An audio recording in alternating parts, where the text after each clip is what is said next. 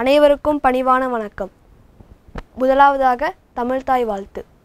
நீராறும் கடலொடுத்த நிலமடந்தை கெளிலொழுகும்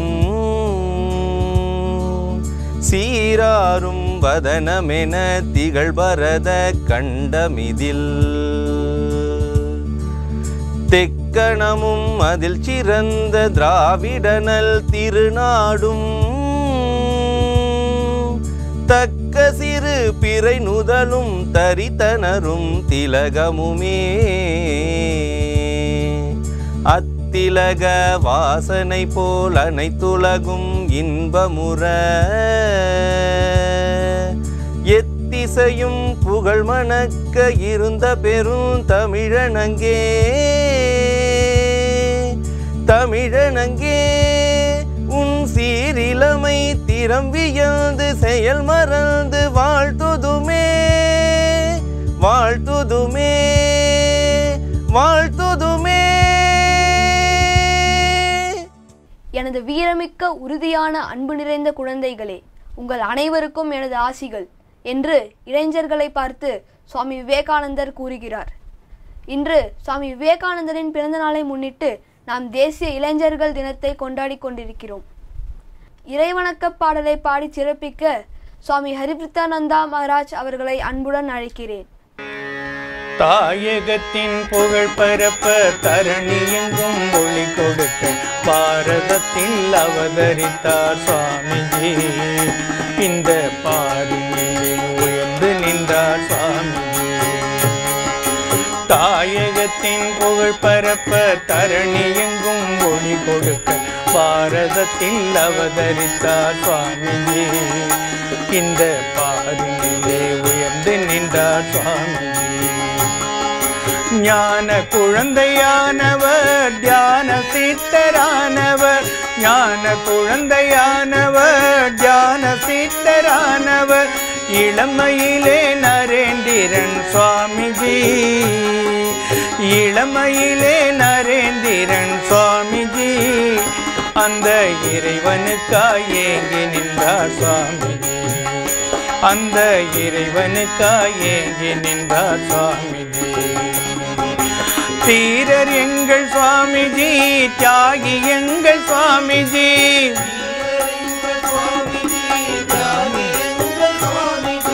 வீரர் எங்கள் சுவாமிஜி, விவேகானந்த சுவாமிஜி.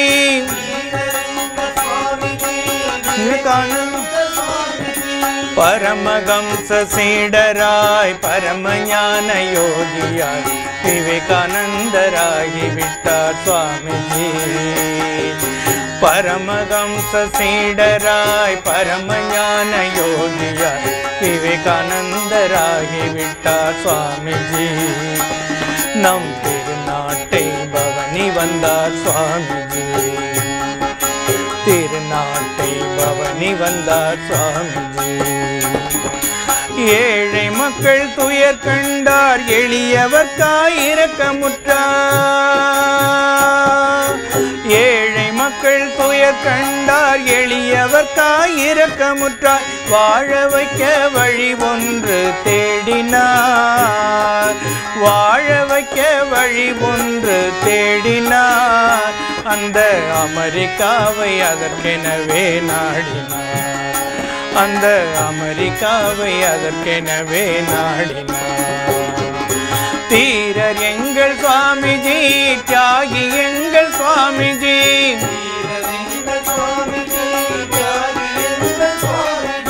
வீரர் எங்கள் சுவாமிஜி, விவேகானந்த சுவாமிஜி.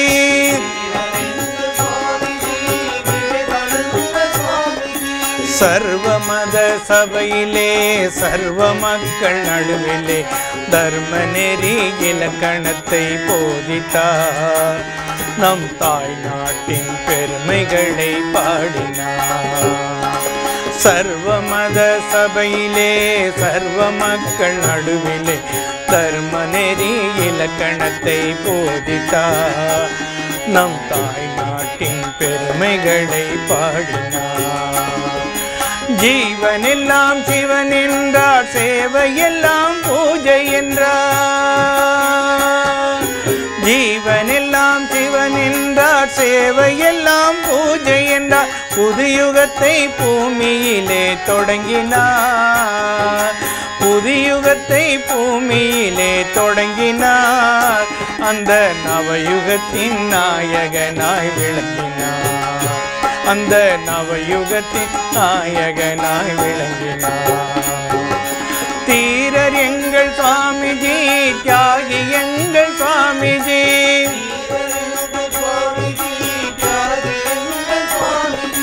வீரர் எங்கள் சுவாமிஜி, விவேகானந்த சுவாமிஜி.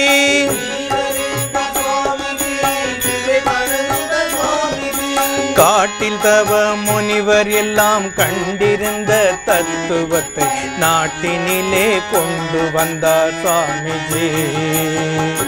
காட்டில் தவ முனிவர் எல்லாம் கண்டிருந்த தத்துவத்தை நாட்டினிலே கொண்டு வந்தார் சுவாமிஜி. அதை நடைமுறைக்கு மாற்றி தந்தார் சுவாமிஜி, அதை நடைமுறைக்கு மாற்றி தந்தார் சுவாமிஜி. ராமகிருஷ்ண பெயரிலே சங்கம் அமைத்து முதலிலே, ராமகிருஷ்ண பெயரிலே சங்கம் அமைத்து முதலிலே தேச மக்கள் சேவை செய்தார் சுவாமிஜி, தேச மக்கள் சேவை செய்தார் சுவாமிஜி. இந்த தேசத்தையே தெய்வம் என்றார் சுவாமிஜி, இந்த தேசத்தையே தெய்வம் என்றார் சுவாமிஜி. தீரர் எங்கள் சுவாமிஜி, தியாகி எங்கள் சுவாமிஜி,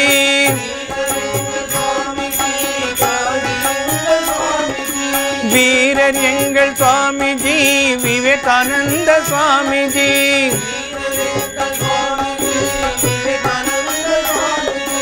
தாயகத்தின் புகழ் பரப்ப தரணி எங்கும் ஒளி கொடுக்க பாரதத்தில் அவதரித்தார் சுவாமிஜி. இந்த பாரினிலே உயர்ந்து நின்றார் சுவாமிஜி. தாயகத்தின் புகழ் பரப்ப தரணி எங்கும் ஒளி கொடுக்க பாரதத்தில் அவதரித்தார் சுவாமிஜி. இந்த பாரினிலே உயர்ந்து நின்றார் சுவாமிஜி. தீரர் எங்கள் சுவாமிஜி, தியாகி எங்கள் சுவாமிஜி,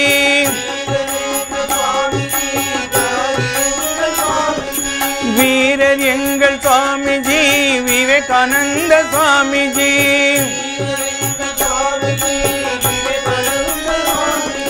தீரர் எங்கள் சுவாமிஜி, தியாகி எங்கள் சுவாமிஜி, வீரர் எங்கள் சுவாமிஜி, விவேகானந்த சுவாமிஜி. வீரர் எங்கள் சுவாமிஜி, விவேகானந்த சுவாமிஜி, விவேகானந்த சுவாமிஜி, விவேகானந்த சுவாமிஜி. ஜெய் சுவாமிஜி महाराज की, जय श्री गुरु महाराज जी की. அடுத்த நிகழ்வாக வரவேற்புரை நல்க ராமகிருஷ்ணா மிஷன் வித்யாலயா சுவாமி சிவானந்தா மேல்நிலைப்பள்ளி முன்னாள் மாணவரும் சுவாமி விவேகானந்தா இளைஞர் மன்ற உறுப்பினருமான செல்வன் எஸ் அமிர்தவர்ஷன் அவர்களை அன்புடன் அழைக்கிறேன். அனைவருக்கும் எனது பணிவன்பான வணக்கம். எழுந்திருங்கள், விழித்துக் கொள்ளுங்கள், கருதிய கர்மம் கைகூடும் வரை நில்லாது செயல்படுங்கள். நாம் எல்லோரும் மிக பெரும் காரியங்களை ஆற்றப் பிறந்தவர்கள் என்று நம்பிக்கை கொள்ளுங்கள். பலமே வாழ்வு, பலமின்மையே மரணம் என்று வீர முழக்கம் முழங்கி வீரத்துறவி ஞான சூரியன் சுவாமி விவேகானந்தரின் ஆற்றலும் சக்தியும் மிக்க வார்த்தைகளோடு எனது வரவேற்புரையை வழங்க முன்வருகின்றேன். நமது இந்திய மத்திய அரசானது 1984ஆம் ஆண்டு சுவாமி விவேகானந்தரின் பிறந்த நாளான ஜனவரி 12ஆம் தேதியை தேசிய இளைஞர் தினமாக பிரகடனம் செய்தது. அன்று முதல் நமது ராமகிருஷ்ண இயக்கம் ஒவ்வொரு வருடமும் இந்நாளை மிகச் சிறப்பாக கொண்டாடி வருகின்றது. நமது வித்தியாலயத்திலும் தேசிய இளைஞர் தினம் ஒவ்வொரு வருடமும் கொண்டாடப்பட்டு வருகின்றது. நாட்டில் நிலவும் அசாதாரணமான சூழ்நிலை காரணமாக இம்முறை இணையவழி வாயிலாக கொண்டாடப்படுகின்றது. இவ்விழாவானது சிறப்பாக நடைபெறுவதற்கு அனைத்து உதவியையும் ஒத்துழைப்பையும் ஆலோசனையும் எமக்கு நல்கிய கோயம்புத்தூர் ராமகிருஷ்ண மிஷன் வித்யாலய அனைத்து கல்வி நிறுவனங்களின் செயலர் வணக்கத்திற்கும் பூஜைக்கும் உரிய சுவாமி கரிஷ்டானந்தா மகராஜ் அவர்களை வரவேற்பதில் பெருமை அடைகிறேன். இன்றைய இளைஞர் தின விழாவில் இணைய வாயிலாக பங்கேற்று தேசிய இளைஞர் தின உரையினை நல்கவிருக்கின்றார் தமிழகத்தின் மேன்மை தங்கிய ஆளுநர் ஸ்ரீ பன்வாரிலால் புரோஹித் அவர்கள். மேதகு ஆளுநர் அவர்கள் ராமகிருஷ்ண விவேகானந்த தத்துவங்களின் மீது மிகவும் ஆர்வமும் ஈடுபாடும் மிக்கவர். மதிப்பிற்குரிய ஆளுநர் அவர்களை வரவேற்பதில் நான் மிகுந்த பெருமிதம் கொள்கின்றேன்.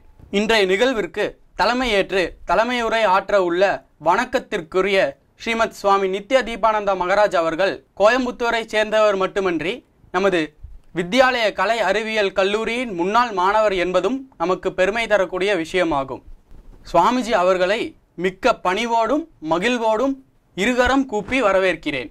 இன்றைய தினம் சிறப்புரையாற்ற இருக்கும் திரு ஜி கிருஷ்ணமூர்த்தி ஐயா காவல்துறை துணை கண்காணிப்பாளர் அவர்களை வரவேற்பதில் பெருமகிழ்ச்சி அடைகிறேன். வித்யாலயத்தின் மீது மிகவும் ஈடுபாடு உடையவரான இவர் இந்நிகழ்ச்சியில் சிறப்புரையாற்றுவது நமக்கு பெருமை தரக்கூடிய விஷயமாகும். மேலும் இறைவணக்க பாடல் பாடிய வணக்கத்திற்குரிய சுவாமி ஹரிவரதானந்த மகராஜ் அவர்களை வரவேற்பதில் பெருமகிழ்வடைகிறேன்.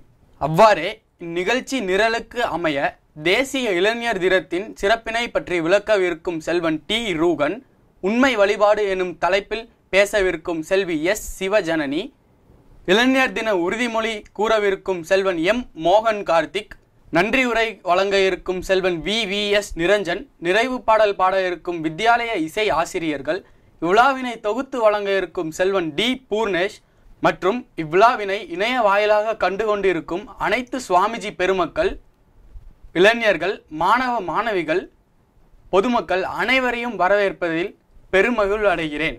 என் குழந்தைகளே, நீங்கள் என்னை விட 100 மடங்கு உயர்ந்தவர்களாக இருக்க வேண்டும் என்று நான் விரும்புகின்றேன். நீங்கள் பேராற்றல் மிக்கவர்களாக இருக்க வேண்டும், இருந்தே ஆக வேண்டும் என்பதுதான் என் விருப்பம் என்ற சுவாமி விவேகானந்தரின் வீரமொழியினை கூறி எனக்கு இந்த வாய்ப்பினை அளித்த வித்யாலய செயலர் சுவாமி அவர்களுக்கு எனது பணிவுமிக்க நன்றியை தெரிவித்துக் கொண்டு எனது இந்த வரவேற்புரையை நிறைவு செய்து கொள்கின்றேன். உங்கள் அனைவருக்கும் எனது நன்றியும் வணக்கமும் உரியதாகுக. இதனைத் தொடர்ந்து இவ்விழாவில் சிறப்பு விருந்தினராக காவல்துறை துணை கண்காணிப்பாளர் திரு ஜி கிருஷ்ணமூர்த்தி ஐயா அவர்கள் வருகை புரிந்துள்ளார்.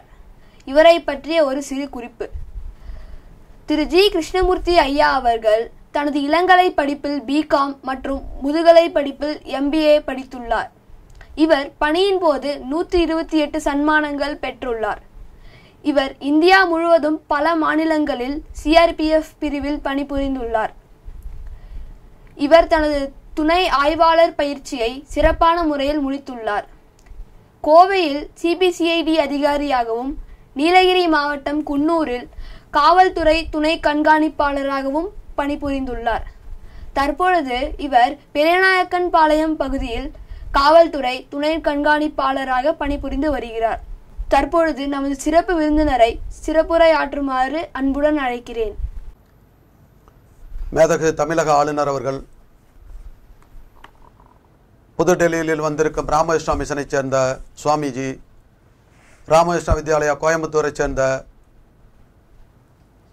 சாமிஜி மற்றும் ராமகிருஷ்ணா மிஷன் வித்யாவில் பொது சேவை மனப்பான்மையுடன் பணியில் ஈடுபட்டுள்ள அனைத்து நல் உள்ளங்களுக்கும், அவர்களை பின்தொடரும் அன்பான மாணவ செல்வங்களுக்கும் என முத்தான முதற்கண் வணக்கத்தை தெரிவித்துக் கொள்கிறேன். இன்று ஜனவரி 12ஆம் தேதி சுவாமி விவேகானந்தர் அவர்களின் பிறந்தநாள். இத்தினத்தை நம் தேசிய இளைஞர் தினமாக கொண்டாடுகிறோம். அத்தகைய நாளான இன்று உங்கள் முன்னிலையில் இச்சிறு உரையாற்ற எனக்கு வாய்ப்பளித்த நமது ராமகிருஷ்ணா வித்யாலயா சாமிஜி அவர்களுக்கு எனது முதற்கண் நன்றியை தெரிவித்துக் கொள்கிறேன். சுவாமி விவேகானந்தர் அவர்களின் தனிச்சிறப்பு ஆன்மீகம். அதனாலேயே அவருக்கு வீரத்துறவி என மற்றொரு பெயரும் உண்டு. ஆன்மீகத்தை தான் முதுகெலும்பு என்று குறிப்பிடுகிறார். ஒவ்வொரு நாட்டின் கலாச்சாரத்திற்கும் ஒரு மையக்கருத்து உள்ளது. உதாரணமாக அமெரிக்காவிற்கு வாணிகம், பிரிட்டனுக்கு அரசியல், கிரேக்க நாட்டிற்கு சமுதாய சீர்திருத்தம், பிரெஞ்சு நாட்டிற்கு கலை, அதேபோல இந்தியாவிற்கு ஆன்மீகம் மட்டுமே உள்ளது எனவும், இமாலயத்தில் உள்ள கங்கோத்திரியில் தொடங்கி சுமார் 3000 கிலோமீட்டர் கடந்து வங்கக்கடலில் கடக்கும் பாதையினை நாம் எப்படி மாற்ற முடியாதோ அதேபோல் நம்முடைய நாட்டின் மையக்கருத்தும் நம்மால் மாற்ற இயலாது. அதுதான் ஞான பூமி, இது புண்ணிய பூமி என்று சுவாமி விவேகானந்தர் கூறுகிறார். சுவாமி விவேகானந்தரை பற்றி சுவாமி ரங்கநாதர் கூறியதாவது என்னவெனில், சுவாமி விவேகானந்தர் அமெரிக்காவில் சிகாகோ மாகாணத்தில் ஒரு ஆன்மீக உரையாற்றி நாடு திரும்பும் பொழுது நம் தாய் திருநாட்டினை பிரிட்டிஷ்காரர்கள் ஆண்டு கொண்டிருந்தனர். அவ்வாறு பிரிட்டிஷ்காரர்கள் தங்களை ஆள்வது கூட தெரியாத பல பாமர மக்கள் விவேகானந்தரை பற்றியும் விவேகானந்தர் பெருமைகளை பற்றியும் மட்டுமே அறிந்திருந்தார்கள். நம் நாட்டு மக்களுக்கு ஆன்மீகத்தை தவிர மற்றதன் மீது ஆர்வமில்லை என தெளிவாக இதனால் தெரிய வருகிறது. நம் நாட்டில் குழந்தைகள் விளையாடுகிற விளையாட்டில் கூட ஆன்மீகம் இருக்கிறது என்று சுவாமி விவேகானந்தர் அவர்கள் எடுத்துரைக்கிறார். ஃபார் எக்ஸாம்பிளாக இப்போது வீடியோ கேம் ஒன்று வைத்து விளையாடுகிறார்கள். நாம் எல்லாம் சிறுவர்களாக இருக்கும்போது பரமபதம் தான் ஒரு பிரபலமான விளையாட்டாகும். இந்த ஒரு விளையாட்டில் ஏணி, பாம்பு ஆகியவற்றை உள்ளடக்கிய 108 சதுர கட்டங்கள் இருக்கும்.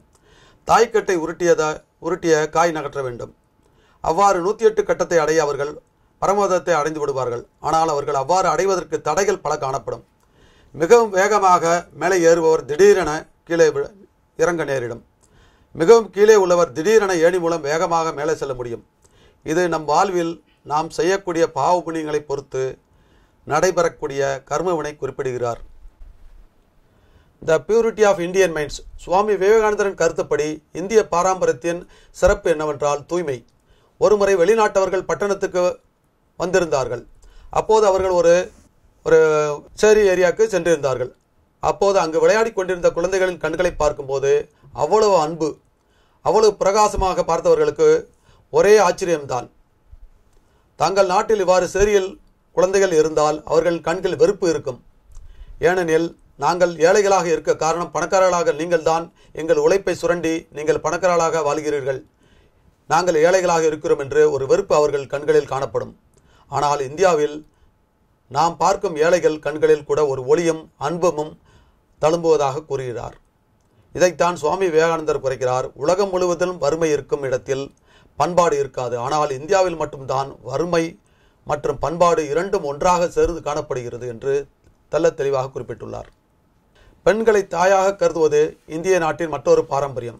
சுவாமி விவேகானந்தர் பற்றி த கிஃப்ட் அன்ஓப்பன்டு என்ற புத்தகத்தினை எழுதிய மேலை நாட்டு அம்மையார் ஒருவர் கூறியதாவது என்னவெனில், இந்தியாவிற்கு வந்தால் என்னை விட பெரியவர் எல்லாம் என்னை அம்மா என்று அழைக்கிறார்கள். சில சமயம் வெறுப்பாக இருக்கிறது, சில சமயம் ஆச்சரியமாக இருக்கிறது. அதன் பின் தான் அவங்களுக்கு என்ன புரியுதுன்னா இது இந்திய கலாச்சாரம் என்று. ஏனெனில் இந்தியாவில் ஒரு தாத்தா கூட தன் பேத்தியை அம்மா என்று தான் கூப்பிடுகிறார்.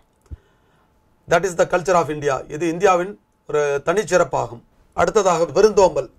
வந்தாரை வாழ வைக்கும் இந்திய நாடு என்று உரைத்தால் மிகையாகாது. இந்திய நாட்டின் நீண்ட வரலாற்றில் இந்தியா இதுவரை வேறு எந்த ஒரு நாட்டையும் ஆக்கிரமிப்பது கிடையாது. இது இந்தியாவினுடைய தனிச்சிறப்பாகும். இந்திய நாடு அணுகுண்டை கண்டுபிடித்தவுடன் நாங்கள் இதை வைத்துக்கொண்டு யாரையும் பயமுறுத்த மாட்டோம், தாக்க மாட்டோம், மற்றவர்கள் எங்களை தாக்கினால் மட்டுமே தற்காப்புக்காக உபயோகிப்போம் என்றார்கள். இதுதான் நம்மளுடைய கலாச்சாரம். பண்டைக்கால இந்தியாவிற்கு நம்ம ஏர்லியர் ஏன்சியன்ஸ் டேஸில் பாரசீகர்கள், சிந்தியர்கள், இஸ்லேரியர்கள், யூதர்கள், கிறிஸ்தவர்கள் என பல மதத்தைச் சேர்ந்தவர்கள் அனைவர்களும் என்று ஏற்றுக்கொண்ட நாடு நம் நாடு. முன்னறிவிப்பு இல்லாமல் விருந்தினர் திடீரென்று வந்து விடுவார். எப்போது வேண்டுமானாலும் வருவார்கள். அவர்கள் அனைவரையும் வரவேற்க வேண்டியது நம் கடமை, நம்முடைய நாட்டின் இதே பெருமை என்று விவேகானந்தர் தெளிவாக கூறுகிறார். மேலும் குடும்பம் என்பது இந்தியாவில் எவ்வளவு முக்கியம் என்பதனை ராமகிருஷ்ண விஜயம் பத்திரிகையில் ஒரு கதையில் நான் படித்து தெரிந்து கொண்டது என்னவென்றில், ஒரு தாய், அவளுக்கு ஒரு கண் இல்லை. இது அவருடைய மகனுக்கு மிகப்பெரிய அவமானமாக இருந்தது.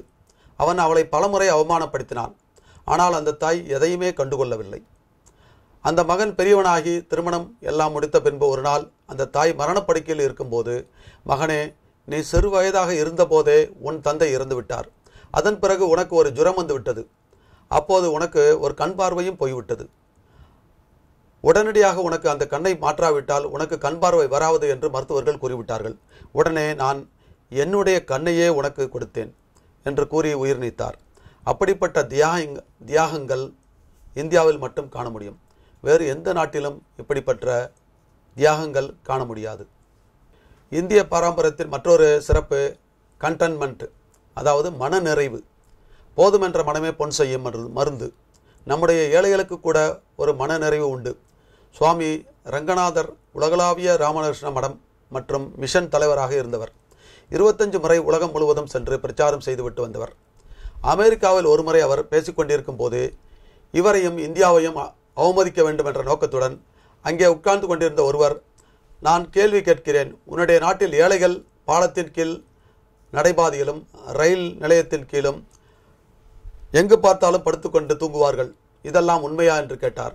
அதற்கு சுவாமிகள் பதிலளித்தார் என்னவென்றால், ஆம், என்னுடைய நாட்டில் ஏழைகள் நடைபாதையிலும் ரயில் நிலையங்களிலும் மெட்ரோ ரயில் நிலையங்களிலும் கீழ் படுத்து தூங்குவது உண்மைதான். ஆனால் அவர்கள் யாரும் தூங்குவதற்கு தூக்க மாத்திரை சாப்பிட்டு விட்டு தூங்க மாட்டார்கள். உங்கள் நாட்டில் படுக்கையில் ஏர் கண்டிஷனர் போட்டு படுத்துக்கொள்வார்கள். 2 தூக்க மாத்திரை சாப்பிட்டால் தான் 1 மணி நேரம் உங்களுக்கு தூக்கம் வரும். இதுதான் உங்களுக்கும் எங்களுக்கும் உள்ள வித்தியாசம் என்று கூறினார். மன நிறைவு என்பது சொல்லக்கூடியது பல நாட்டு கலாச்சாரங்களில் இல்லை. சுவாமி விவேகானந்தர் கேரக்டரை பற்றி ஒரு எக்ஸாம்பிள் குறிப்பிடுகிறார். இந்தியாவின் மற்றொரு சிறப்பு கேரக்டர் ஆகும். சிகாகோவில் பேசுவதற்கு முன்பு அமெரிக்காவில் இந்திய நாட்டு உடையை அணிந்து நடந்தார். அப்போது அவர் பிரபலமாகவில்லை. அவர் காவி அங்கி போட்டுக்கொண்டு தலப்பாலாம் கட்டிட்டு போயிட்டுருக்காரு. இம்மாதிரி உடையணிந்து அதிக குறுநில மன்னர்கள் இந்தியாவிலிருந்து போவாங்க. அவர்களுக்கு ஆங்கிலம் தெரியாது, ஹிந்தி மட்டும் பேசுவார்கள். அவர்களது துணியை இழுத்து ஆங்கிலர்கள் ஏளனம் செய்வார்கள். அந்த மாதிரி ஒரு டைம் சுவாமி விவேகானந்தர் போயிருக்காரு. போயிருக்கும் போது ஹிந்தி மட்டும் பேசுவார், அவருக்கு இங்கிலீஷ் தெரியாதுன்னு சொல்லி ஒரு ஆங்கிலேயர் ஏளனமாக பேசி அவருடைய டர்பனை பிடிச்சி இழுத்துருக்காரு. அப்போ என்ன நடந்திருக்கு, இளைஞர் அந்த இளைஞரை பார்த்து விவேகானந்தர் கேட்டார். என்ன கேட்டார்? Why did you pull my turban? அதற்கு அந்த இளைஞன் கேட்டான், டு யூ நோ இங்கிலீஷ்? அதற்கு பதிலளித்த விவேகானந்தர், you judge your people by the way of your dress, but we judge our people by their character only. Mahatma Gandhi ஒரு சிறு துண்டு தான் கட்டியிருப்பார். ராமகிருஷ்ண பரமஹம்சர் ஒரு துண்டு தான் அணிந்திருப்பார். ரமண மகரிஷி ஒரு துணி உடுத்தியிருப்பார். மகாத்மா காந்தி ஒரு சிண்டு துணியை கட்டிக்கொண்டு லண்டனில் ஏற்பாடு செய்யப்பட்டிருந்த ரவுண்டு டேபிள் கான்ஃபரன்ஸுக்கு சென்று விட்டார். இதன் அர்த்தம் எப்படி ஆடை அணிகிறோம் என்பது முக்கியமல்ல, எவ்வாறு நாம் வாழுகிறோம் என்பதுதான் முக்கியம். இந்தியர்களிடமும் குறைகள் உள்ளன என்று சுவாமி விவேகானந்தர் கூறுகிறார். மேலை நாட்டினரிடம் நல்ல குணங்களும் உள்ளும் என்று கூறுகிறார். இதை நாம் சற்று சிந்திப்போம். முதலாவதாக டிக்னிட்டி ஆஃப் லேபர். இங்கு யாராவது படித்திருந்தால் அவர்கள் லேபரி work, that means physical work செய்ய மாட்டார்கள். ஆனால் மேலை நாட்டினர் எந்த வேலையாக இருந்தாலும் செய்வார்கள். சோசியல் அவுட்லுக், சமுதாய கண்ணோட்டம் பற்றி கூறுகிறார். நம்மால் பொது சொத்துக்களை பாதுகாக்க முடியாது. எந்த பிரச்சனையாக வந்தாலும் ஒன்று மரத்தை வெட்டுவோம், பேருந்து எரிப்போம், ஏதாவது பண்ணிக்கிட்டு இருப்போம். நம்மிடையில் சமுதாய கண்ணோட்டம் இல்லை. வீடு சுத்தமாக இருக்க வேண்டும். வீட்டை சுத்தம் செய்து வீட்டிற்கு முன்பு தெருவில் குப்பையை தான் போடுவோம். இந்தியாவில் ரூபாய் 30,000 கோடி உணவு ஒவ்வொரு வருடம் வீணாகிறது. அடுத்ததாக கடுமையாக நேர்மையாக உழைப்பு நம்மிடம் இல்லை. நம் குறுக்கு வழியில் செல்ல பார்க்கிறோம். அதனால் சுவாமி விவேகானந்தர் கூறுகிறார், மேற்கிந்திய நாடுகளில் நேர்மையானவும் கடினமான உழைப்பும் இருக்கிறது என்று கூறுகிறார். இவ்வாறு உழைப்பதை அவர் மேன் லைன்ஸ் என்று கூறுகிறார். There are only 3 characters in the world: the man lines of Europe, the patriotism of Japanese, and the purity of Indian race, and there is nothing less in this world. All other world civilizations are permutation and combination of this 3. நண்பர்களிடம் அன்பை காட்டு, நல்ல உறவுகளிடம் பணிவை காட்டு, எதிரிகளிடம் துணிவை காட்டு, துரோகிகள் முன் வாழ்ந்து காட்டு. இதுதான் நம்மளுடைய பாரம்பரியம், பண்பாடு. இத்துடன் என்னுடைய உரையை முடிக்கிறேன். எனக்காக இந்த அரிய வாய்ப்பை ஏற்படுத்தி கொடுத்த சுவாமிஜி அவர்களுக்கு எனது மீண்டும் ஒரு நன்றியை தெரிவித்துக் கொண்டு எனது சிற்றுரையை முடிக்கிறேன். நன்றி, வணக்கம். அடுத்த நிகழ்வாக தேசிய இளைஞர் தினத்தின் முக்கியத்துவத்தை பற்றி எடுத்துரைக்க ராமகிருஷ்ணா மிஷன் வித்யாலயா சுவாமி சிவானந்தா மேல்நிலைப்பள்ளி மாணவரும் சுவாமி விவேகானந்தா இளைஞர் மன்ற உறுப்பினருமான செல்வன் டி ரூஹன் அவர்களை அன்புடன் அழைக்கிறேன். அனைவருக்கும் வணக்கம். If you want to study India, study Swami Vivekananda. In him, everything is positive and nothing negative. நீங்கள் இந்தியாவை படிக்க விரும்பினால் சுவாமி விவேகானந்தரை படியுங்கள் என்கிறார் ரவீந்திரநாத் தாகூர். சுவாமி விவேகானந்தரிடம் இருந்த உயரிய பண்புகள் நம்மை போன்ற இளைஞர்களுக்கு தேவை. அதிலும் முக்கியமான பண்புகளாக சொல்லப்படுபவை தேசபக்தி, மன ஒருமைப்பாடு மற்றும் சேவை மனப்பான்மையாகும். முதலாவதாக சுவாமி விவேகானந்தரின் தேசபக்தியினை பற்றி காண்போம். சுவாமி விவேகானந்தர் ஒரு முறை ரயிலில் பயணம் செய்து கொண்டிருக்கிறார்.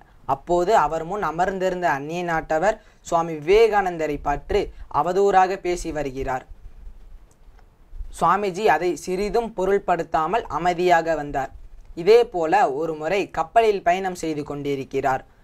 அப்போது அங்கிருந்த ஐரோப்பியர்கள் இந்திய நாட்டை பற்றி அவதூறாக பேசி வருகிறார்கள். இதை கண்ட சுவாமி விவேகானந்தர் திகிண்டெழுந்து அவர்களது சட்டையை பிடித்து, இன்னொரு வார்த்தை இந்தியாவை பற்றி பேசினால் கடலில் தள்ளிவிடுவேன் என்று ஆவேசமாக கூறுகிறார். தம்மை அவதூறாக பேசிய பொழுது அமைதியாக இருந்த சுவாமிஜி தம் நாட்டை பற்றி பேசிய போது வெகுண்டெழுகிறார். இதிலிருந்து சுவாமி விவேகானந்தரின் தேசபக்தியினை அறிந்து கொள்ளலாம். இத்தகைய தேசபக்தியினை இளைஞர்களாகிய நாம் வளர்த்து கொள்ள வேண்டும். அடுத்ததாக மனதை ஒருமுகப்படுத்துதல். சுவாமி விவேகானந்தர் அயல் நாட்டில் வசித்து வந்தார்.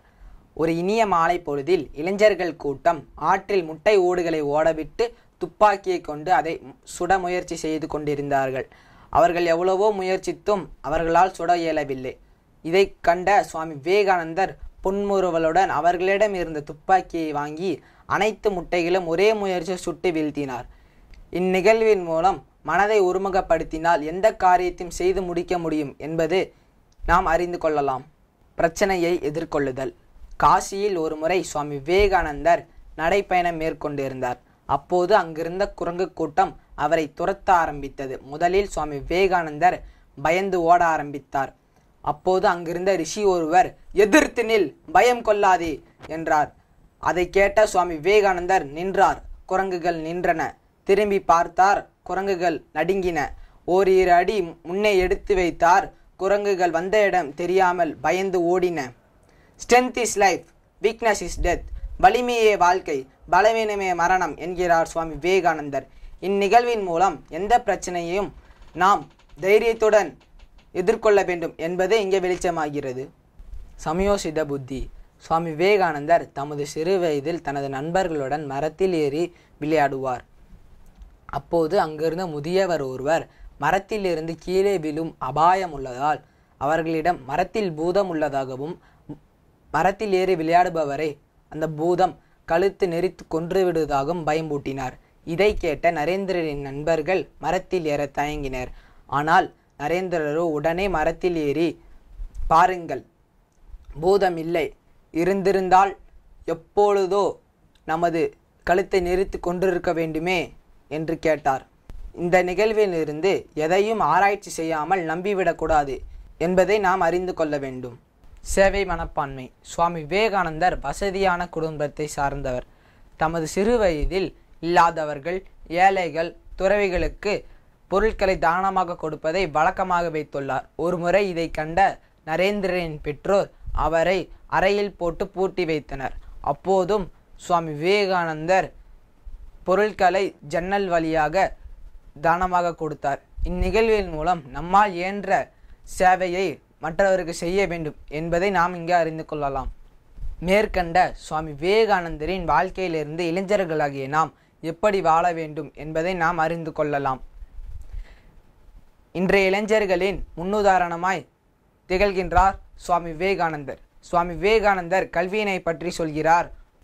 What is needed as an education which develops good character, develops mental strength, expands knowledge and helps to stand once on his own feet. Swami Vivekananda.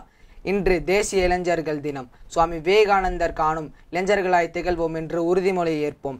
இத்தலைப்பில் பேசுவதற்கு எனக்கு வாய்ப்பளித்த அனைத்து நல்லுள்ளங்களுக்கும் நன்றி கூறி எனது உரையை முடிக்கின்றேன். நன்றி, வணக்கம், ஜெய்ஹிந்த். அடுத்த நிகழ்வாக உண்மை வழிபாடு எனும் தலைப்பில் உரையாற்ற வரும்படி ராமகிருஷ்ணா மிஷன் வித்யாலயா சுவாமி சிவானந்தா மேல்நிலைப்பள்ளி மாணவியும் சாரதாமணி சிறுவர் சங்க உறுப்பினருமான செல்வி எஸ் சிவஜனனி அவர்களை அன்புடன் அழைக்கிறேன். நம ஸ்ரீயதிராஜாய விவேகானந்த சூரயே சச்சித் சுகஸ்வரூபாய சுவாமினே தாபஹாரினே. அனைவருக்கும் வணக்கம். உண்மையான வழிபாட்டை பற்றி ராமேஸ்வரம் கோயிலில் வழங்கியது 1897 ஜனவரி 27. மதம் வாழ்வது அன்பில், இதயத்தின் தூய்மையான உண்மையான அன்பில் தானே தவிர சடங்குகளில் அல்ல. உடலாலும் மனத்தாலும் தூய்மையாக இல்லாமல் ஒருவன் கோயிலுக்கு வருவதும் சிவபெருமானை வழிபடுவதும் பயனற்றது. உடம்பாலும் மனத்தாலும் தூய்மையாக இருப்பவர்களின் பிரார்த்தனைகளை சிவபெருமான் நிறைவேற்றுகிறார். ஆனால் தாங்களே தூய்மையற்றவர்களாக இருந்து கொண்டு பிறருக்கு மத போதனை செய்பவர்கள் இறுதியில் தோல்வியையே அடைகிறார்கள். புறவழிபாடு என்பது அகவழிபாட்டின் அடையாளம் மட்டுமே. அகவழிபாடும் தூய்மையும் தான் உண்மையான விஷயங்கள். இவையின்றி செய்யப்படுகின்ற புறவழிபாடு பயனற்றது. இதனை மனதில் பதித்து கொள்ள முயற்சி செய்யுங்கள். மன தூய்மை பிறருக்கு நன்மை செய்வது, இதுவே எல்லா வழிபாடுகளின் சாரமாகும். ஏழையிடமும் பலவீனரிடமும் நோயற்றோரிடமும் சிவபெருமானை காண்பவனே உண்மையில் சிவபெருமானை வழிபடுகிறான். விக்கிரகத்தில் மட்டுமே சிவபெருமானை காண்பவனின் வழிபாடு ஆரம்ப நிலையில் உள்ளது. ஒரே ஓர் ஏழைக்காயினும் அவனது ஜாதி, இனம், மதம் போன்ற எதையும் பாராமல் அவனிடம் சிவபெருமானை கண்டு அவனுக்கு உதவிகள் செய்து தொண்டாற்றுபவனிடம் சிவபெருமான் மிகவும் திருப்தி கொள்கிறார். கோயிலில் மட்டுமே தம்மை காண்பவனை விட இவனிடம் அதிக மகிழ்ச்சி கொள்கிறார். மீண்டும் சொல்கிறேன், மன தூய்மையுடன் இருங்கள். உங்களை நாடி வரும் ஏழைகளுக்கு உங்களால் இயன்ற உதவி செய்யுங்கள். இது நற்கர்மம். இதன் பலனாக உங்கள் இதயம் தூய்மை பெறும். எல்லோரிலும் உரைகின்ற சிவபெருமான் வெளிப்பட்டு தோன்றுவார். அவர் எல்லோர் இதயத்திலும் எப்போதும் இருக்கிறார். அழுக்கும் தூசியும் படிந்த கண்ணாடியில் நம் உருவத்தை பார்க்க முடியாது. அறியாமையும் தீய குணங்களுமே நம் இதய கண்ணாடியில் படிந்துள்ள தூசியும் அழுக்கும். நம் நன்மையை மட்டுமே நினைக்கின்ற சுயநலம் பாவங்கள் அனைத்திலும் முதற் பாவமாகும். நானே முதலில் உண்பேன், மற்றவர்களை விட எனக்கு அதிகமான பணம் வேண்டும், எல்லாம் எனக்கே வேண்டும், மற்றவர்களுக்கு முன்னால் நான் சொர்க்கத்தை அடைய வேண்டும், எல்லோருக்கு முன்னால் நான் முக்தி பெற வேண்டும் என்றெல்லாம் நினைப்பவன் சுயநலவாதி. சுயநலமற்றவனோ நான் கடைசியில் இருக்கிறேன். சொர்க்கம் செல்வதை பற்றி எனக்கு கவலை இல்லை. நான் நரகத்திற்கு செல்வதால் என் சகோதரர்களுக்கு உதவ முடியுமானால் அதற்கும் தயாராக இருக்கிறேன் என்கிறான். இத்தகைய சுயநலமற்ற தன்மையே மதத்திற்கான உரைகள். சுயநலம் இல்லாதவனே மேலான ஆன்மீகவாதி. அவனே சிவபெருமானுக்கு அருகில் இருக்கிறான். அவன் படித்தவனாக இருந்தாலும் படிக்காதவனாக இருந்தாலும், அவன் அறிந்தாலும் அறியவில்லை என்றாலும் அவனே மற்ற அனைவரையும் விட சிவபெருமானுக்கு அருகில் இருக்கிறான். சுயநலம் கொண்டவன் எல்லா கோயில்களையும் வழிபட்டிருந்தாலும், புண்ணிய தலங்கள் அனைத்தையும் பார்த்திருந்தாலும், சிறுத்தையை போல் தன் உடம்பு முழுவதும் மத சின்னங்களை தீட்டிக் கொண்டிருந்தாலும் அவன் சிவபெருமானிடமிருந்து விலகியே இருக்கிறான். நன்றி, வணக்கம். இவ்விழாவிற்கு தலைமையேற்று தலைமையுரையாற்ற உள்ளார் வணக்கத்திற்குரிய சுவாமி நித்ய தீபானந்தா மகாராஜ் அவர்கள். சுவாமிஜி அவர்கள் நமது வித்யாலயத்தின் முன்னாள் மாணவர் ஆவார். மேற்கு வங்க மாநிலம் பேலூரில் அமைந்துள்ள ராமகிருஷ்ண இயக்க தலைமையகத்தில் பிரம்மச்சரிய பயிற்சி கூடத்தின் முதல்வராக சேவையாற்றி உள்ளார். தற்பொழுது சுவாமிஜி அவர்கள் புதுடெல்லியில் அமைந்துள்ள ராமகிருஷ்ண மடத்தின் மேலாளராக சேவையாற்றி வருகிறார். அத்துடன் சுவாமிஜி அவர்கள் நமது கோவை மாவட்டத்தை சேர்ந்தவர் என்பதும் இங்கு குறிப்பிடத்தக்கது. இப்பொழுது சுவாமிஜி அவர்களை தலைமையுரையாற்ற வரும்படி வேண்டி கேட்டுக்கொள்கிறேன். நம ஸ்ரீ யதிராஜாய விவேகானந்த சூரயே சச்சித் சுகஸ்வரூபாய சுவாமினே தாபஹாரிணே. பெரியநாயக்கன்பாளையம் ராமகிருஷ்ண மிஷன் வித்யாலயத்தின் செயலர் சுவாமி கரிஷ்டானந்த மகாராஜ் அவர்களுக்கு என் அன்பு கலந்த வணக்கத்தை தெரிவித்துக் கொள்கிறேன். இந்த தேசிய இளைஞர் தின விழா ஆன்லைன் கூட்டத்தில் பங்கு கொள்ளும் மற்ற பெரியவர்களுக்கும் என் மதிப்பிற்குரிய வணக்கங்கள். அன்புமிக்க இளைஞர்களுக்கு என் நல்வாழ்த்துக்கள். ஜனவரி 12ஆம் தேதி சுவாமி விவேகானந்தரின் பிறந்த தினம். இந்த தினத்தை தேசிய இளைஞர் தினமாக நாடு முழுவதும் கொண்டாடப்படுகிறது. சுவாமிஜி இந்தியாவின் எல்லோருடைய வாழ்விலும் ஊடுருவி இருக்கிறார். ஆணாகட்டும் பெண்ணாகட்டும், இளைஞர் முதியவர் எல்லோருடைய வாழ்க்கையிலும் பின்னி பிணைந்து இருக்கிறார். மகாசமாதி அடைந்து 120 வருடத்திற்கு பிறகு இன்றும் வாழ்க்கையில் வழி தேடும் ஒவ்வொருவருக்கும் வழிகாட்டும் நம்பிக்கை நட்சத்திரமாக விளங்குகிறார். இளைஞர்களுக்கு ஒரு ஐக்கன் அவர். உண்மையை நாடுபவர்கள், சுதந்திர போராட்ட வீரர்கள், சமூக சீர்திருத்தவாதிகள், வெவ்வேறு மத தலைவர்கள் எல்லோருக்கும் வரம்பில்லாத ஊந்துதலாக அவர் திகழ்ந்தார். இதற்கெல்லாம் காரணம் என்ன? தேனீ பூவிடம் கவரப்படுவதைப் போல இளைஞர்கள் அவரிடம் ஈர்க்கப்படுவது ஏன்? அதன் காரணங்களை ஒவ்வொன்றாக பார்ப்போம். முதலில் அவருடைய தன்னம்பிக்கையும் தைரியமும். தன்னம்பிக்கையும் தைரியத்தையும் வெளிப்படுத்தும் சம்பவங்கள் அவருடைய வாழ்க்கையில் பல உள்ளன. விவேகானந்தரின் சிறு வயது பெயர் நரேன். நரேனின் உள்ளம் வலிமையானது, அதேபோல் உடலும் வலிமையானது. அவர் உடற்பயிற்சி கூடம் ஒன்றிற்கு தொடர்ந்து சென்று கொண்டிருந்தார். ஒரு நாள் நரேனும் அவனது நண்பர்களும் ட்ரபீஸ் என்ற உடற்பயிற்சி சாதனத்தை கூரையில் பொருத்தி கொண்டிருந்தனர். பலுமிகுந்த ட்ரபீஸை இளம் வாலிபர்கள் பொருத்த கஷ்டப்பட்டு கொண்டிருந்த போது ஒரு கூட்டமே அங்கு கூடிவிட்டது. கூட்டத்தில் இருந்த ஆங்கிலேய மாலுமி ஒருவர் அவர்களுக்கு உதவ முன்வந்தார். அவர்கள் எல்லோரும் சேர்ந்து அந்த ட்ரபீஸை உயர்த்தும் போது துரதிர்ஷ்டவசமாக அது ஆங்கிலேய மாலுமியின் தலைமேல் விழுந்தது. அவர் மயக்கம் அடைந்து விழுந்தார். அந்த ஆங்கிலேய மாலுமி இறந்து போய்விட்டார் என்று எண்ணி வேடிக்கை பார்த்து கொண்டிருந்த கூட்டம் உடனே ஓடிவிட்டது. சிக்கலான சமயத்திலும் நரேன் தைரியத்தை இழக்கவில்லை.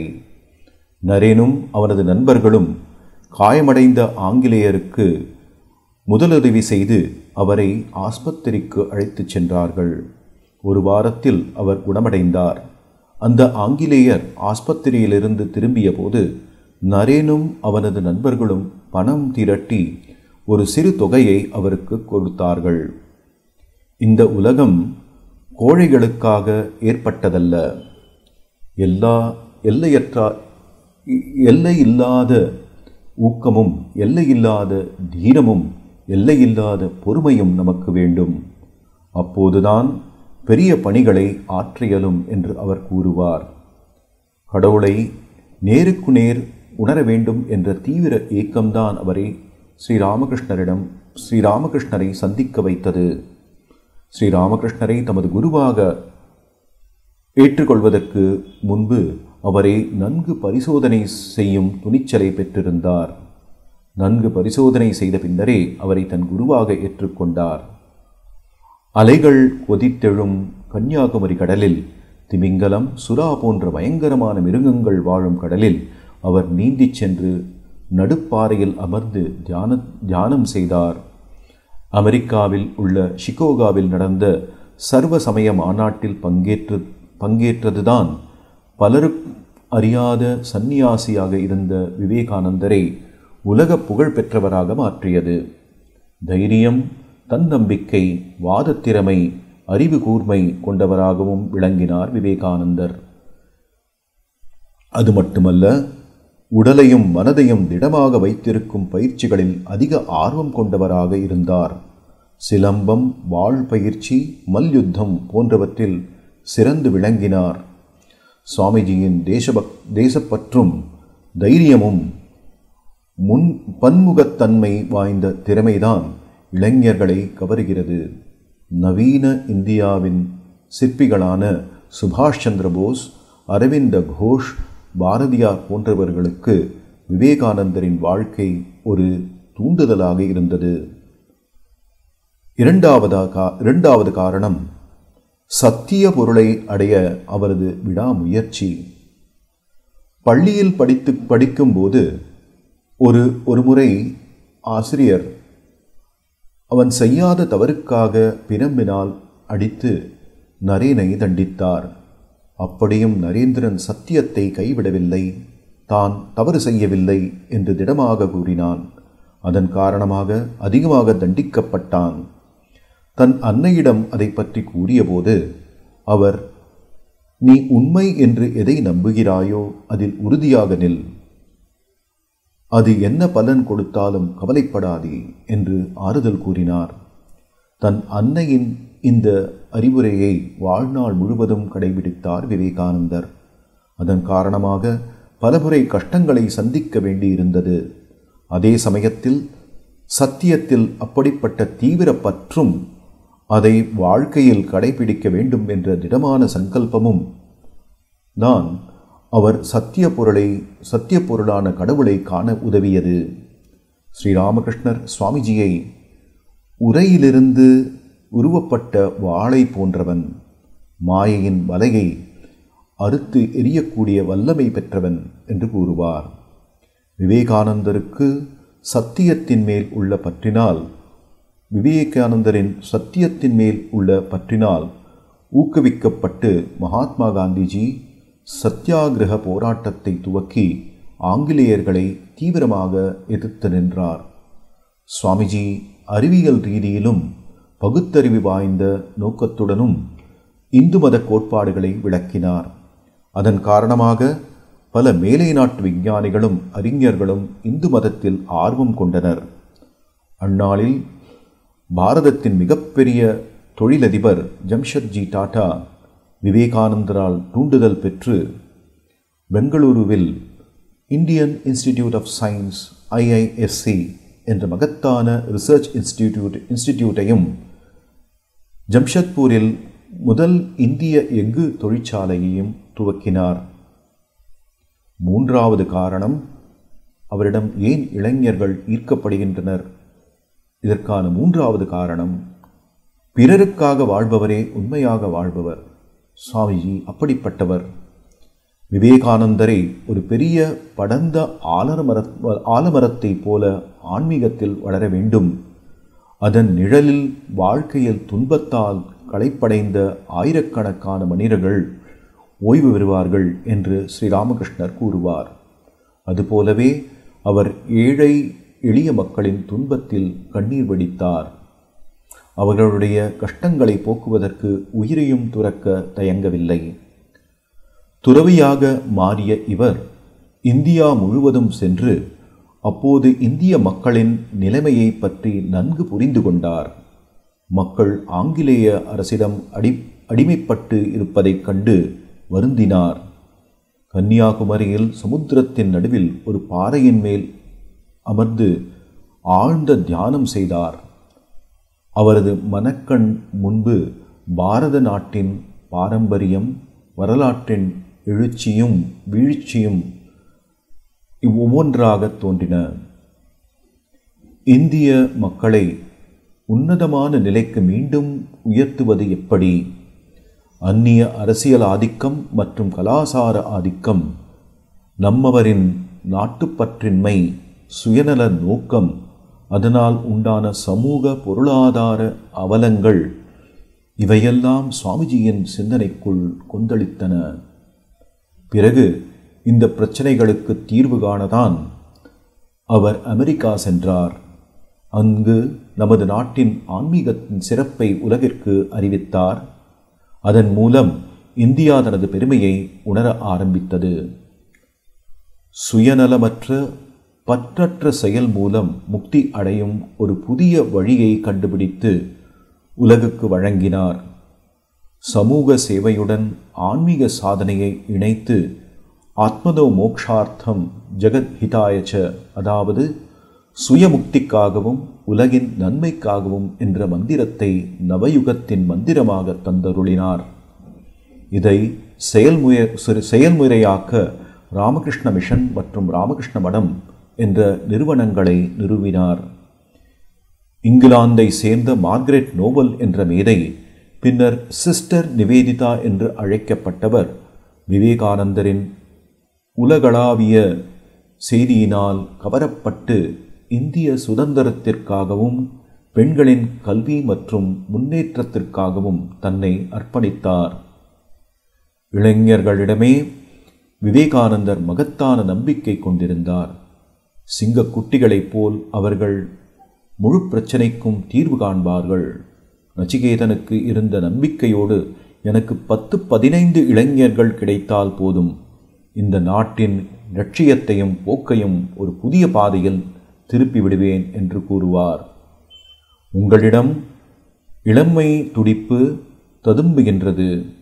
இந்த நேரம்தான் உங்கள் எதிர்காலத்தை தீர்மானிப்பதற்கு உரிய நேரமாகும்.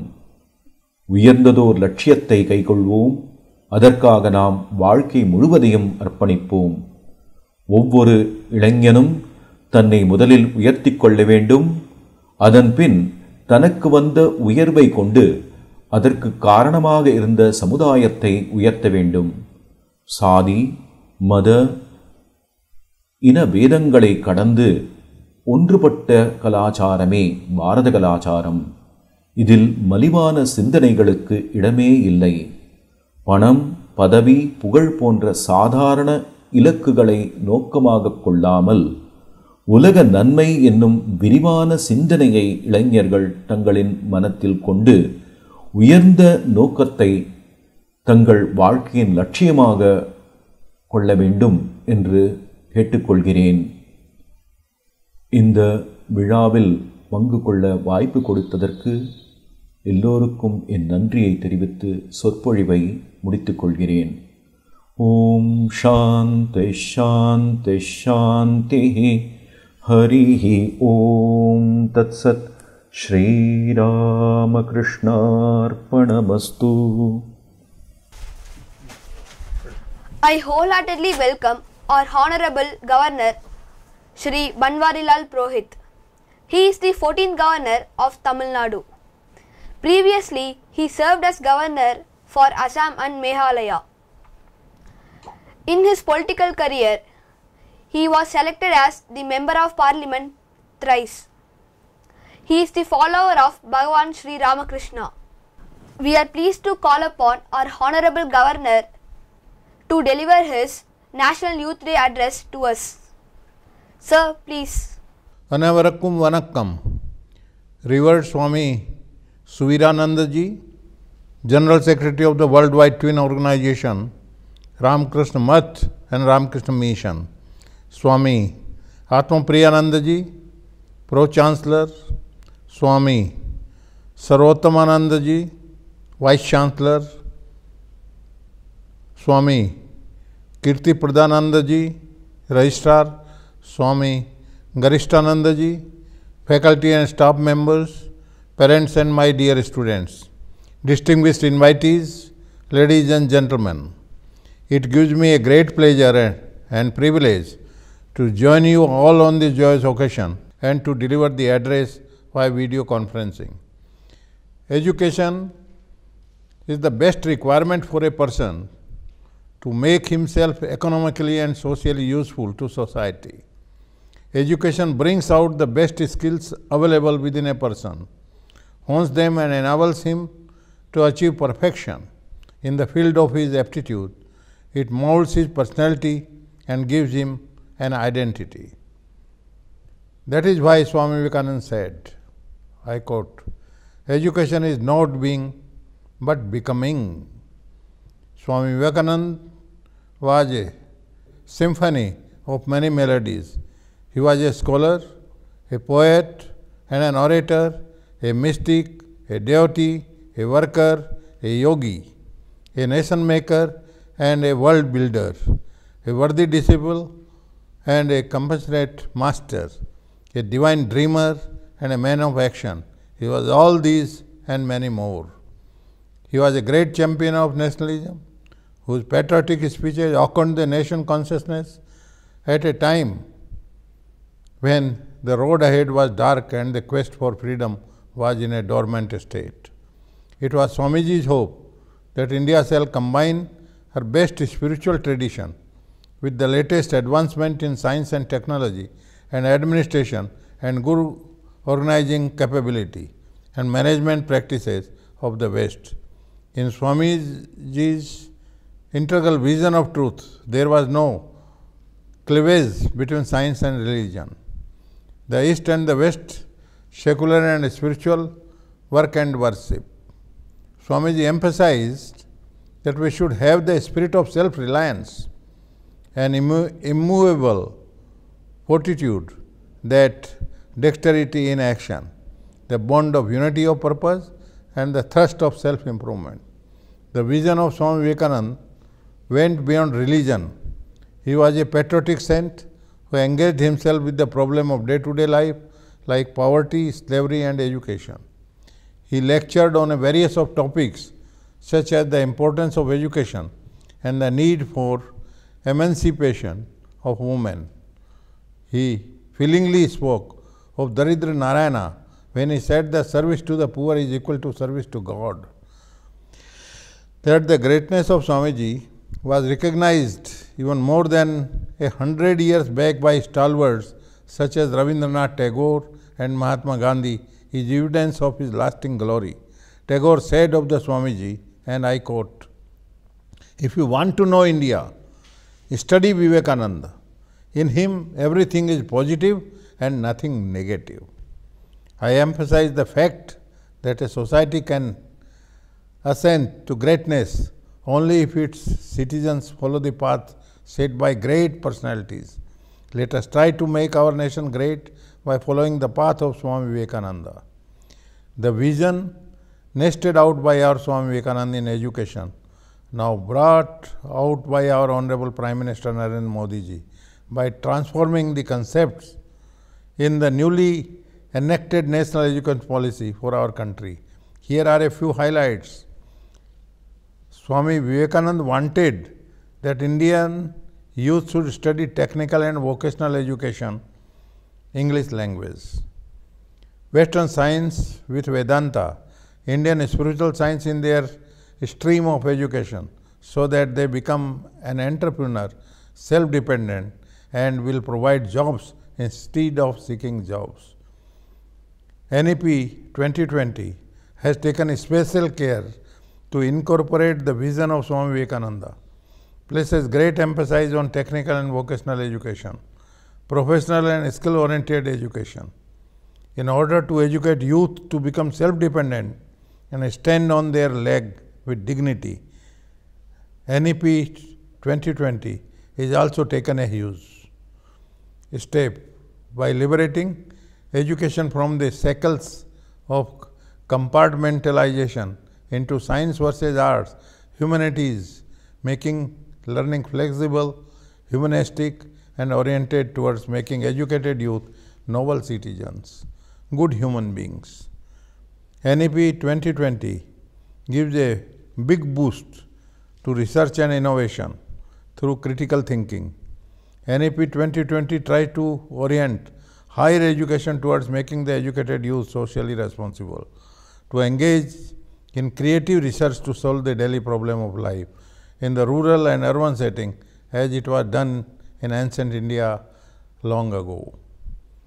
Swami Vivekananda repeatedly stressed that mere accumulation of information is not education, but the transformation of character through enlightened wisdom engendered through education. Besides development of skills, education in colleges should also lay stress on character building and in inculcating a nationalistic spirit in the students. On the subject of character building, Swami Vivekananda has pointed out, and I quote, "We need education through which character is formed, strength of mind is increased, and the intellect is expanded by which one can stand on his own feet. This is true essence of character building. Academic brilliance combined with a healthy mind, robust body and character embellished with the nationalistic spirit is what a student must aspire for. All the institutions which provide education should focus on guiding and leading the students on this noble path. I have a special message for the students assembled here. To the youth, let me say, youth is the best time in person's life. The way in which you utilize this period will decide the future of the coming years that lie ahead of you. My good wishes to all the students, parents, faculty, staff, all the stakeholders in Swamiji's University. I wish all the students well in their academic career here and hereafter, and firmly hope that they would prove worthy of the great legacy bequeathed to them by this university and grow as men and women of impeccable character, devoted to the values of truth, purity and selflessness, serve our beloved mother, India, in her march towards becoming a global superpower. I emphasize that the path of progress is illuminated by the lamp of education. Prosperity knocks at your door when people in society acquire the asset of education. Sri Ramakrishna Paramhansa used to say, I quote, "As long as I live, so long do I learn." Let me conclude by recalling the following stirring words of Swami Vivekananda. Arise, awake, and stop not till the goal is reached. Nandari Vanakkam, Jai Hind, Jai Tamil Nadu. தொடர்ச்சியாக இவ்விழாவில் தேசிய இளைஞர்கள் தினத்திற்கான உறுதிமொழியை கூற Ramakrishna mission Vidyalaya சுவாமி சிவானந்தா மேல்நிலைப்பள்ளி மாணவரும் சுவாமி விவேகானந்தா இளைஞர் மன்ற உறுப்பினரான செல்வன் எம் மோகன் கார்த்திக் அவர்களை அன்புடன் அழைக்கிறேன். அனைவரும் எழுந்து நின்று உரத்த குரலில் உறுதிமொழியை ஏற்குமாறு வேண்டி கேட்டுக்கொள்கிறேன். உறுதிமொழி. வித்யாலயத்தின் அங்கமாகிய நான் பெண்மையின் லட்சியம் சீதை சாவித்திரி தமயந்தி கண்ணகி ஆண்டாள் ஜான்சிராணி மற்றும் இவர்களை போன்றோர் என்பதை நான் மறக்க மாட்டேன்.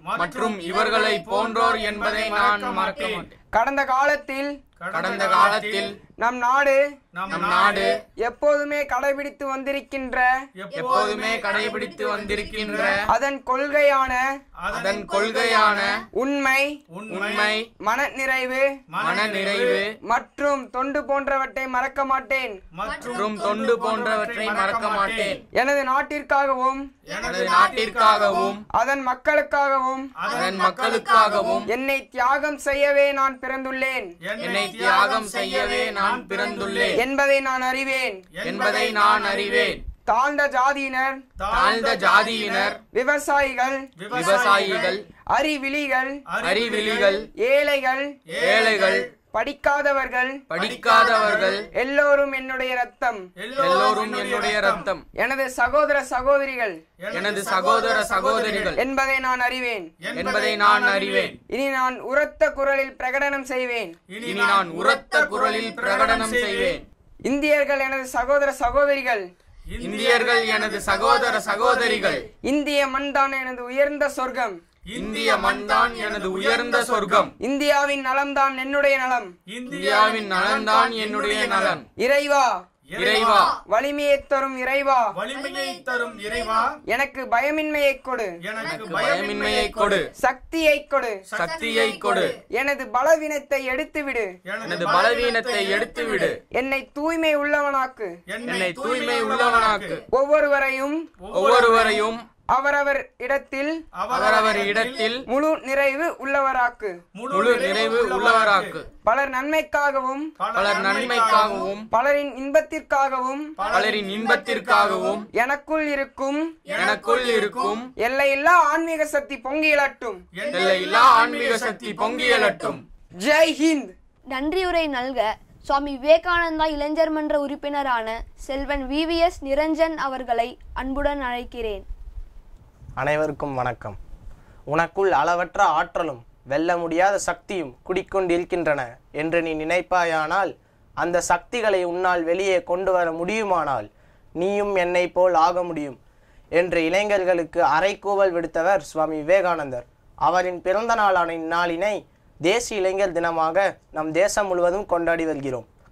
அதன் ஒரு பகுதியாக நமது ராமகிருஷ்ண மிஷன் வித்யாலயத்தில் தேசிய இளைஞர் தின விழாவானது நமது செயலர் சுவாமிஜி அவர்களின் நல்வழிகாட்டுதல் மற்றும் ஆலோசனையின் பெயரில் சிறப்பாக நடந்தேறியது. இத்தருணத்தில் நமது ராமகிருஷ்ண மிஷன் வித்யாலய கல்வி நிறுவனங்களின் செயலர் சுவாமி கரிஷ்டானந்தா மகராஜ் அவர்களுக்கு என் முதற்கண் நன்றியினை உரித்தாக்குகின்றேன்.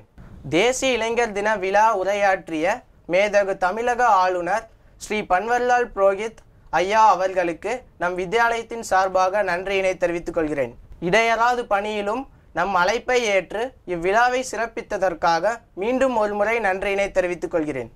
தொடர்ந்து இவ்விழாவிற்கு தலைமை ஏற்று தலைமை உரை வழங்கிய போற்றுதலுக்குரிய சுவாமி நித்ய தீபானந்தா மகராஜ் அவர்களுக்கு நம் அனைவரின் சார்பாக நெஞ்சார்ந்த நன்றியினை காணிக்கையாக்கின்றேன்.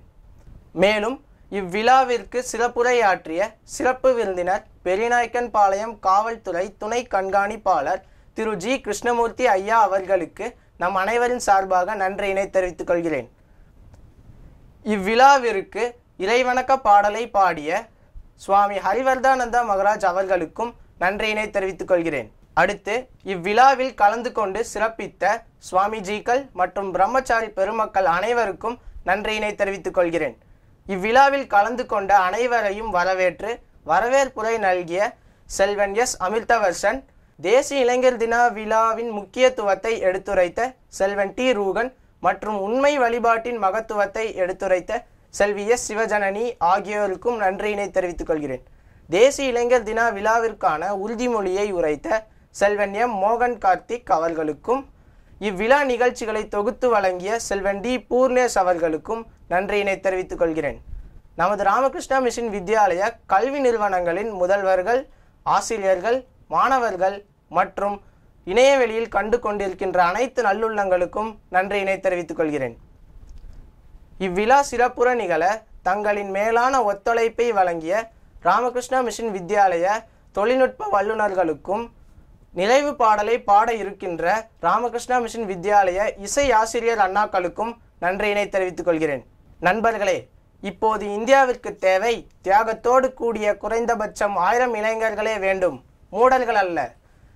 வீர மனிதர்கள், சுயநலமற்றவர்கள், எடுத்த காரியங்களை சிறப்பாக சாதித்து முடிக்கக்கூடியவர்கள். அப்படிப்பட்ட இளைஞர்களே இந்தியாவிற்கு தேவைப்படுகிறார்கள் என்று சுவாமி விவேகானந்தர் இந்திய இளைஞர்களை பற்றி கூறியுள்ளார். அவர் எதிர்பார்த்த இளைஞர்களாக நாம் மாறுவோம் என்று இத்தருணத்தில் உறுதிமொழி எடுத்துக்கொள்வோம். வாய்ப்பளித்த அனைத்து நல்லுள்ளங்களுக்கும் நன்றி. நிகழ்ச்சியின் நிறைவாக நாட்டுப்பண்.